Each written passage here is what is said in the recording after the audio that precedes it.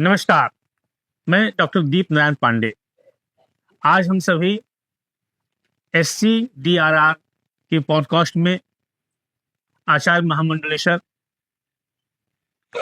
रमन गिरी जी महाराज को सुनेंगे। रमन गिरी जी महाराज नासिक में एक पीठ के पीठाधीश्वर हैं। आप आचार्य महामंडलेश्वर हैं। भारत की सनातन परंपरा में 13 अखाड़े होते थे। इस बार के कुंभ में 14वां अखाड़े की स्थापना आप करते हैं, जिसे हम आदिम अखाड़ा के रूप में जानते हैं। मैं महाराज जी से जानना चाहूंगा कि आप थोड़ा अपने बारे में बताएं। आपका बचपन कैसा रहा, विद्यार्थी जीवन कैसा रहा, और विद्यार्थी जीवन के बाद आपने संत परंपरा में कैसे प्रवेश किया, इस पर थोड़ा प्रकाश डालिए। ब्रह्मानंदं परमसुखदं केवलं ज्ञानमूर्तिरुन्मादितं गगनसदृशं तत्त्वस्यादिलक्ष्यम् एकं नित्यं विमलमचरं सर्वदि साक्षिभूतं भावातीतं त्रिगुणरहितं सद्गुरुं नारायणं नमस्कृत्यं नरं चैव नरोत्तमं देवी सरस्वती व्यासं ततो जयेत्। शुद्धां ब्रह्म विचार सार परमाद्यं जगदशापे विना पुस्तकधारिणी हस्तेन स्फाटिकमालिकामय पद्मासने संस्थावन्दितां परमेश्वरी भगवती पुण्यप्रदाहं। नमस्कार प्रोफेसर दीप नारायण, आपने हमें इस special centre for disaster research department में विभाग में आपने बुलाया।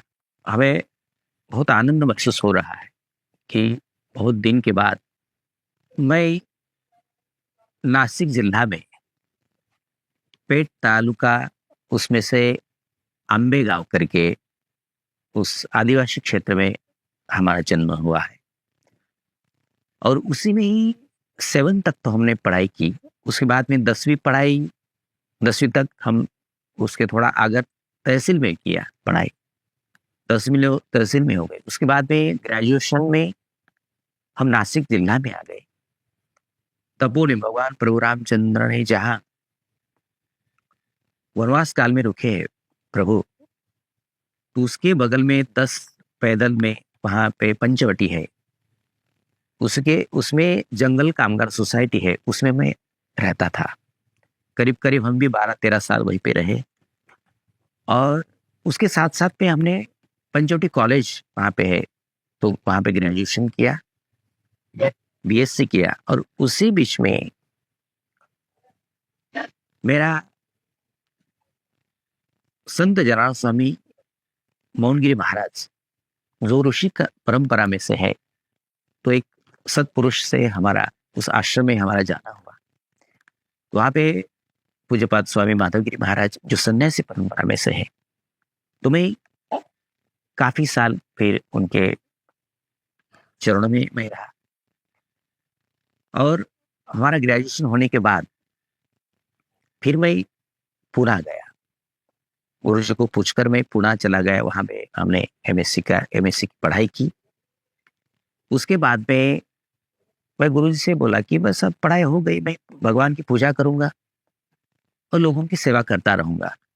तो गुरुजी बोले कि नहीं, आपको जो भी शिक्षा क्षेत्र में जितनी भी पढ़ाई है आप पूरी करो, ताकि भविष्य में ऐसा कोई नहीं बोलना चाहिए कि उसको कुछ आ नहीं रहा है इसलिए वो साधु बन गया।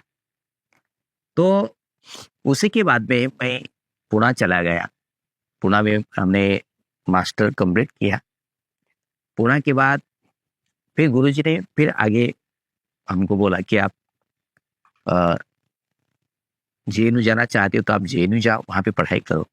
फिर मैं JNU आया। फिर यहाँ पे सीपॉड में एडमिशन ले लिया हमने, स्कूल ऑफ इंटरनेशनल स्टडी में सीपॉड सेंटर है, उसमें मैंने एडमिशन ले लिया।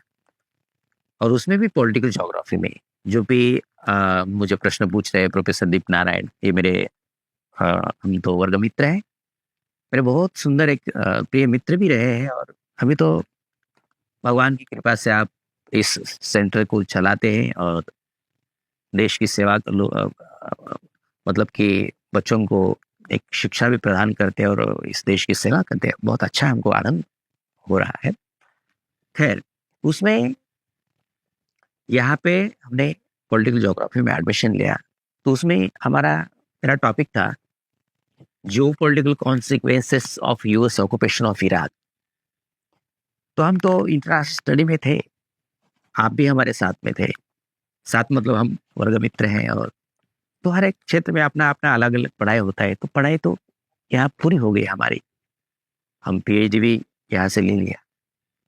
पीएचडी करने के बाद पर मैं गुरु से पूछा कि अब बस हो गया, मैं देश की सेवा करना चाहता हूँ, प्रभु की सेवा के साथ साथ देश की सेवा करना चाहता हूँ। तो गुरु जी ने कहा कि ठीक है, जो भी आपकी इच्छा हो करो।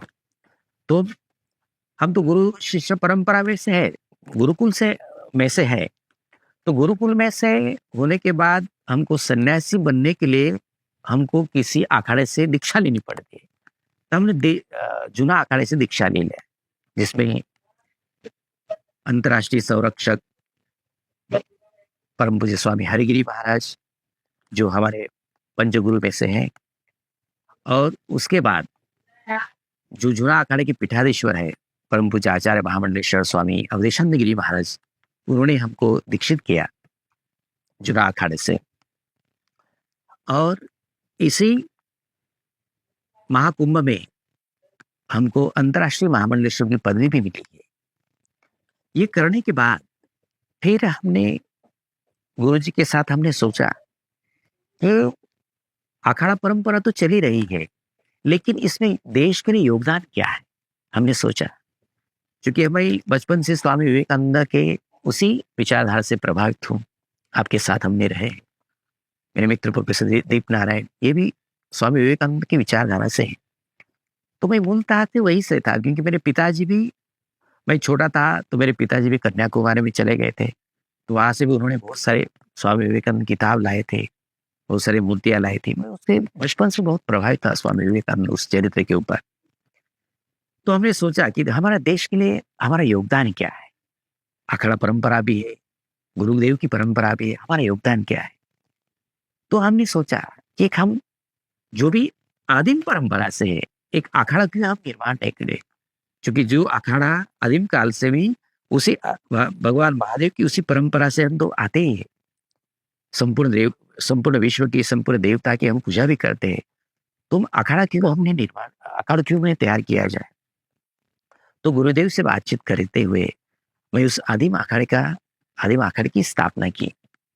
और आदिम अखाड़े की स्थापना इसलिए की कि हम अपनी जो आदिम संस्कृति है, जो हिंदू धर्म संस्कृति और आदिम संस्कृति एक ही है परंपरा, बस खाली उनकी रहन सहन अलग थोड़ी सी है, क्योंकि वो जंगलों में रहते हैं। उनकी जैसे कि यहाँ भूतनाथ भगवान महादेव है, तो महादेव के सुंदर रूप से यहाँ पूजते हैं।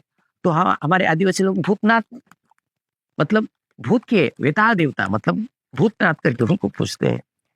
तो भगवान तो एक ही है, लेकिन पूजने वाले अलग विविध रूप से पूजते हैं हम, लेकिन हम तो है तो सनातन संस्कृति से ही है। तो इसलिए उसी, क्योंकि हर एक की, जैसे कि आप प्रोफेसर आप है और हम हैं, कोई और हमारे मित्र है, तो खान पान की व्यवस्था, खान पान की चॉइस तो अलग अलग है। तो इसीलिए हर एक की देवता, कोई उसको भगवान शिव जी को पूजता है, कोई शाक्त भगवान महेश्वरी को पूजता है, देवता को पूजता है, कोई भगवान विष्णु को पूजता है। तो भगवान के भी अलग अलग रूप है।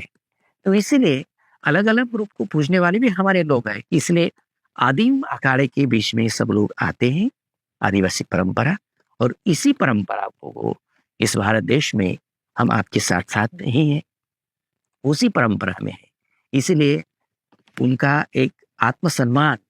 और दूसरी बात, तो एक महत्वपूर्ण बात यह है प्रोफेसर दीप, कि मुझे संघ परिवार ने कहा था, क्योंकि संघ परिवार ने धर्म जागरण, वनवासी कल्याण आश्रम उन्हीं के, और विश्व हिंदू परिषद, इन लोगों ने सभी को सब मिलके भारत के जितने भी आदिवासी लोग हैं उनमें से चुन चुनकर करीब 1.25 लाख लोगों को महाकुंभ में बुलाया, और स्पेशल उसको समय लेकर उनको नहलाया, अमृत कुंभ में नहलाया। और फिर उन्होंने भी कुछ संघ परिवार के कुछ लोगों ने मुझे कहा कि भाई देखो, आप उसी परंपरा में से आते हैं, तो एक अखाड़े का क्यों निर्माण न किया जाए उनके लिए, ताकि हम उनकी व्यवस्था करें, उनको लिए सुविधा प्राप्त करें।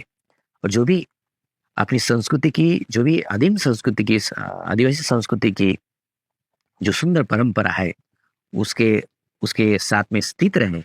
और जो अभी अभी जो नए आदिवासी लोग हैं, जिनको उस परंपरा को कोई आता पता नहीं, उनको परंपरा के बारे में कोई पता नहीं होता है, उसलिए कुछ लोग अन्य धर्मांतरित हो जाते हैं।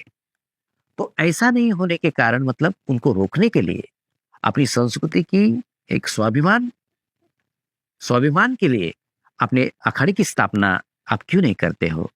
तो इसलिए अखाड़े की स्थापना करी, ताकि उसे अखाड़े में जो भी कोई धर्मांतरित हुआ है उसको घर वापसी हम करवाएंगे।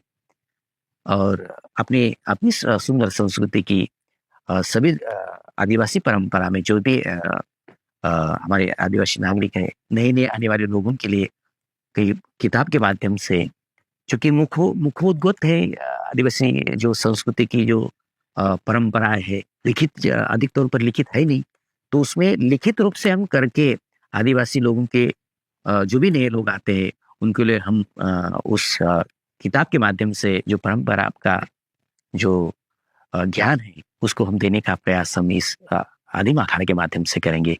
ये आपसे कहना चाहते हैं प्रोफेसर जी। आज हम महाराज जी से जानना चाहेंगे जी कि ये आदिम अखाड़ा क्या है और इसकी स्थापना कैसे हुई, इसका उद्देश्य क्या है।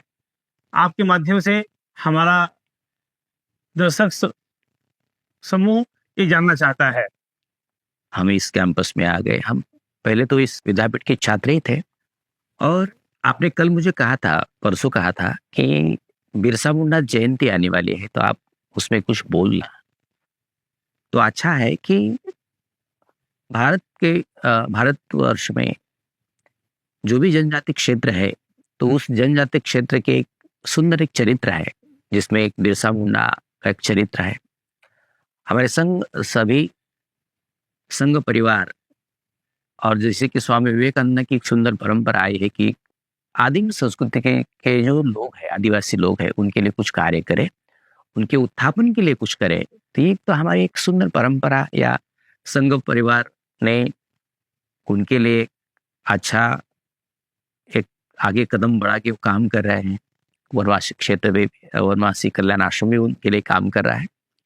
तो बिरसा मुंडा जयंती के बारे में आने वाले 2 दिन में जयंती है, और आदिम संस्कृति के बारे में जो भी आप मुझे प्रश्न पूछना चाहते हैं, इसलिए मैं उससे पहले कुछ 5 मिनट के लिए मैं बोलना चाहता हूँ कि ये आदिवासी जो संस्कृतियाँ है, वह बहुत पुरानी से परंपरा चलती आ रही है।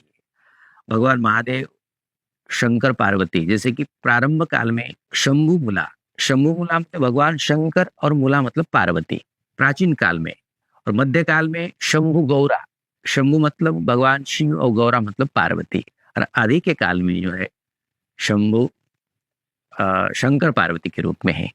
तो आदि परंपरा में जो आदिवासी लोग हैं, वो पहले से प्राचीन काल से भगवान शिव और पार्वती की पूजा करते आ रहे हैं।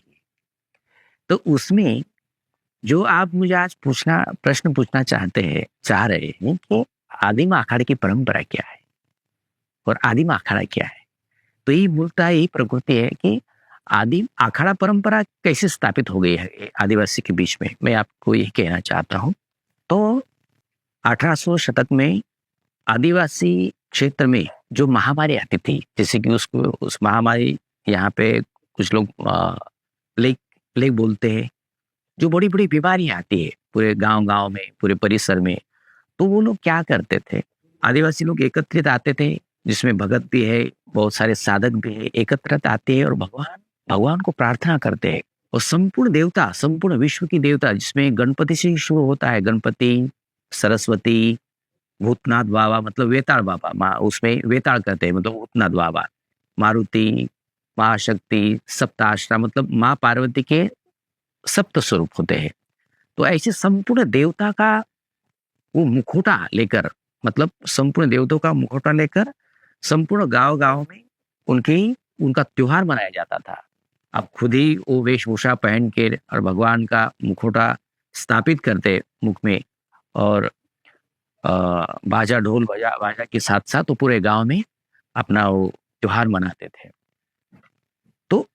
उनकी एक मनीषा ये थी कि हमारे गांव में परिसर में जो भी बीमारी है उसको हम निकाल दे देंगे, भगवान उसको निकाल दे देंगे। इसलिए भगवान की वो भगवान की पूजा करते थे और भगवान को सुंदर रूप से सजा के उसका त्योहार बनाते थे कि भगवान प्रसन्न होकर ये हमारी बीमारी हो, जो भी बीमारी है और हमारे हमारे अ, हमारे जीवन में सुख शांति जो भी हो वो हमारे लिए प्राप्त हो, वही उनकी मनसा थी। इसलिए वो अखाड़ा परंपरा वो आदिवासी परंपरा में बहुत चलती आ रही है। और आप बोल रहे कि अखाड़ा परंपरा जैसे कि 13 अखाड़े हैं, तो 13 अखाड़ों में से आदिगुरु शंकराचार्य जी ने कुछ अखाड़े बनाए हैं। तो उसी में कुछ रामानुजाचार्य जी की परंपरा में है, कुछ माधवाचार्य जी की परंपरा में है, उसमें कुछ शाक्त परंपरा में भी अखाड़ा परंपरा है। और अभी आपने पूछा प्रोफेसर देव कि किन्नर अखाड़ा भी है। तो किन्नर अखाड़ा जो है, तो किन्नर अखाड़ा ये जूना अखाड़े के अंतर्गत आता है। लेकिन आदिम अखाड़ा जो है हमारा, जो हमने उसको स्थापित किया है, तो आदिम अखाड़ा तो पुराने से ही इस परंपरा में, भगवान शिव जी की इस परंपरा में हम लोग है और साधक है, भक्त लोग है। तो आदिम अखाड़ा में शैव पंथ भी है और वैष्णव पंथ भी है, शाक्त भी है। लेकिन शैव पंथम हरिहर मतलब भगवान शंकर और भगवान विष्णु में कोई अंतर नहीं होता है। और उसी एक उसका एक प्रतिरूप है जो आदिम अखाड़ा है, पुराने से हम ये चलता आ रहा है। लेकिन उसकी स्थापना, चूंकि आदिवासी समाज में इतने पढ़े लोग तो है ही नहीं, भगवान की कृपा, महादेव की कृपा से अभी हमको उस बुद्धि मतलब कि उसका ज्ञान हुआ, हमने आगे चलकर इस अखाड़े की स्थापना की। तो इसलिए भगवान महादेव को हम बहुत धन्यवाद मानते हैं और इसे अखाड़े की हमने स्थापना की। महाराज जी, आपके माध्यम से हमारे दर्शक जानना चाहते हैं कि सनातन परंपरा में और आदिवासी परंपरा में क्या समानता है, दोनों की जड़ों में क्या समरूपता है, ये आप इस पर थोड़ा प्रकाश डालिए। अच्छा, बहुत सुंदर प्रश्न पूछा दीप। क्योंकि ऐसा है, ये मुझे जब महाराष्ट्र में मैं प्रवास करता हूँ तो बहुत सारी जगहों पे ये प्रश्न भी आया है कि आदिवासी समाज जो प्रकृति पूजक है, तो प्रकृति पूजक मतलब क्या? पंच महाभूत की पूजा है प्रोफेसर। तो पंच महाभूत की पूजा, तो पंच महाभूत किसके शरीर के अंदर आते हैं? तो भगवान शिव जी के शरीर के अंदर आते हैं। क्योंकि भगवान शिव जी का निर्माण हुआ है, वो अग्नि से निर्माण हुआ है, अग्नि से उनकी निर्मित हुए भगवान शिव जी के। तो पहले तो आदिवासी प्रकृति पूजक है। प्रकृति पूजक मतलब कि जल देवता को पूजते हैं, वायु देवता को पूजते हैं, अग्नि देवता को पूजते हैं, सूर्य देवता को पूजते हैं, चंद्र देवता को पूजते हैं। और जंगलों में वाघ है मतलब शेर है, वाघ देव को पूजते हैं। तो यही परंपरा प्रकृति पूजक मतलब संपूर्ण विश्व की पूजा आदिवासी करता है। और भगवान, मैंने पहले ही कहा कि भगवान शिव जी तो उनके आराध्य दैवत है। उनकी परंपरा से शंभु मुला से लेकर शंभु गौरा से लेकर और शंकर पार्वती, ये उसी परंपरा की है। तो आदिवासी तो सनातन हिंदू धर्म संस्कृति के ही पाइक लोग है, आदिम है लोग तो संस्कृति के पूजक ही है। तो इसलिए आदिवासी जो आपने कहा है प्रोफेसर कि एक्चुअली ये होता है कि उनकी कभी कभी लोग भ्रमित आ जाते हैं। जैसे कोई क्योंकि कोई आदिवासी लोगों में कोई लोग पढ़े लिखे नहीं, तो पढ़े लिखे नहीं होने के कारण मतलब नए समाज में, पुराने समाज में तो परंपरा से उनकी रूढ़ी परंपरा से तो आए हैं। लेकिन जो नए आदिवासी लोग हैं उनमें तो कुछ शहरों में अगर पढ़े लिखे हैं तो उसमें उनको आता पता नहीं चलता है। तो इसलिए ये जो सनातन परंपरा है, भगवान शिव जी की, शिव और पार्वती की परंपरा है, भगवान विष्णु की भी परंपरा है। आप पहले से ही प्रोफेसर दीप आप बोले हैं कि भगवान देखो उसमें जैसे कि शैव परंपरा में बोला, वैष्णव परंपरा में भगवान प्रभु रामचंद्र वो प्रत्यक्ष रूप में जब अपने वनवास काल में प्रत्यक्ष जब दशरथ राजा के घर में भगवान का अवतार आविष्कार हुआ, वहां से निकल के जो वनवास में चले गए वो लोग, तो वहां पे शबरी माता थी प्रभु का जन्म तो वनवासी क्षेत्र उनके उद्धार के लिए वहां पे चले गए, समस्त ऋषि मुनियों की परंपरा से, लेकिन वहां पे शबरी थी, वो तो आदिवासी थी। तो भगवान प्रभु वहां पे चले गए, शबरी का भी उद्धार किया उन्होंने। तो शबरी भी जो वो आदिकाल से वहां पे रहते थे। ऐसे अनेक परंपरा, ऐसे महाभारत काल में भी दिखाई पड़ता है, महाभारत काल में भी, तो उसके बारे में भी थोड़ा बताइए आप। महाभारत काल में तो उसमें पराशर ऋषि भगवान प्रभु के अवतार थे। तो पराशर ऋषि ने एक सोचा कि वहां पे एक मछुआरा की लड़की थी, सत्यवती। तो सत्यवती के, क्योंकि आदिवासी लोग प्रकृति के साथ साथ जंगलों में रहते हैं, तो उनकी शारीरिक सृष्टि बड़ी अच्छी होती है। तो उन्होंने पराशर मुनि ने देखा कि इसका शरीर स्वस्थ अच्छा है, जब मैं इस विश्व के लिए कोई अगर पुत्र प्रदान करना चाहता हूं तो इसी के माध्यम से करे। आदिवासी लोग जहां पे रहते हैं वो जंगल में रहते हैं, तो उनका शारीरिक स्वास्थ्य बड़ा स्ट्रांग होता है। वैसे उसमें पुरुष भी है, स्त्री भी है, और जो भी बच्चे हैं भी, तो उसी शरीर स्वास्थ्य उनका अच्छा होने के कारण भगवान पराशर ने सोचा कि ये मछुआरा की बेटी है सत्यवती, उन्हीं से अपना एक पुत्र, जो कि आगे भगवान द्वापायन बेट में है, द्वापायन जो बेट के ऊपर जिन्होंने भगवान पराशर ने जिस पुत्र को जन्म दिया वो भगवान वेदव्यास जी है।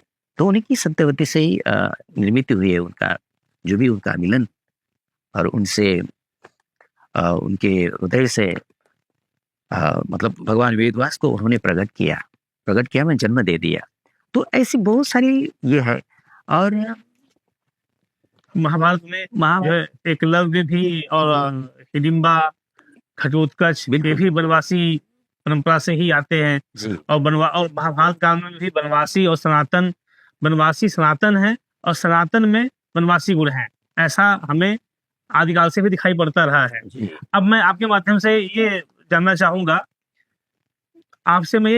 चाहूंगा, कि आप इस पॉडकास्ट के माध्यम से हिंदू समाज को क्या संदेश देना चाहते हैं? देखो प्रोफेसर देव, मेरा ये कहना है कि आदिवासी ये आपसे अलग नहीं है। इस धरा की, इस भारतवर्ष की, हम भी आपके पाइक लोग हैं। अखाड़ा जो भी 13 अखाड़े हैं, यदि भी 14 अखाड़ा है, वो भी सनातनी अखाड़ा है, मतलब आपका ही है। हिंदू आप जो हिंदू धर्म संस्कृति के को आगे चलाते हैं, हम भी उसी संस्कृति को आगे चलाते हैं। बस हम उतना है कि हम जंगलों में रहते हैं, लेकिन जंगलों में रहते हुए भी आप उसी भगवान महेश्वर को, भगवान शिव जी को, उसी परंपरा में हम लोग हैं। लेकिन उसकी लगन क्या है? देखो, हम जंगलों में रहते हैं तो जंगल की रक्षा, जहां जहां आदिवासी लोग रहता है वहां की जंगल की रक्षा होती है, क्योंकि आदिवासी कभी भी जंगल को काटता नहीं है प्रोफेसर देव। पहले जंगल को काटने के लिए, अगर उसको काटना है पेड़, तो वो जीवंत पेड़ को कभी नहीं काटेगा। जो मरा हुआ पेड़ है, तो मरा हुआ पेड़ को काटेगा, वो लकड़ी करेगा, लेकिन जीवंत पेड़ को आदिवासी कभी नहीं काटता, क्योंकि उसकी भी पूजा है। उसको पता है कि इसमें भी भगवान रहते हैं, क्योंकि उसी के आदिवासियों के उस देवता में भी हिरवा एक देव करके आया है। हिरवा देव मतलब कि जंगल का देव, तो पेड़ों में रहता है, तो उसको काटता नहीं। बहुत सारे लोगों की भ्रमित ये है कि जहाँ आदिवासी भी रह रहे जंगल काटना नहीं चाहिए।